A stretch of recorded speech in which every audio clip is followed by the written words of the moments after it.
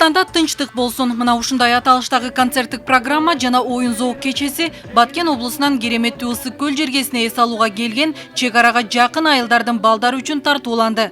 Анда балдар өнөр адамдарынын талантына күбө болуп, алар менен кошо сахнада туруп ырдап бийлегенге да мүмкүнчүлүк алышты. Аны менен катар өлкө башчысынын куттуктоо каты окулуп, президенттин атынан балдарга китептер белек кылынды. Эскерте кетсек, бул саамалык 28-30 апрель күндөрү Кыргыз-Тажик чек арасында болгон окуяларда жабыркаган айылдардын балдарына колдоо көрсөтүү жана мамлекет башчысынын Баткен облусунун чек арадагы айылдарын калыбына келтирүү жана өнүктүрүү боюнча биринчи кезектеги чаралар жөнүндө жарлыгын аткаруу максатында уюшулган. Анын алкагында 100 бала жана 15 мугалим Ысык көл облусунун жалын балдардын ден соолугун чыңдоо борборуна 10 күндүк жолдомо алышкан. 10 күндүк эс алуу учурунда балдар менен психологдор жана аниматорлор иштешти. Мунун баары мамлекеттик чек аранын Кыргыз-Тажик тилкесинде болгон окуяларда стресс болгон балдарды калыбына келтирүүгө багытталган.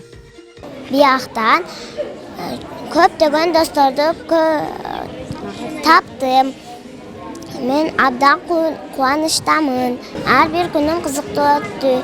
Мен Ысык көл абдан мага жакты. Бизге лагерь аябай жакты. 10 күндүн ичинде биз Ысык көлдө дем алдык.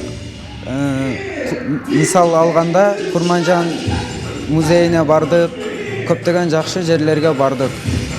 Баткен чек арасында жашаган көп достор менен достоштук, көп балдар менен достоштук.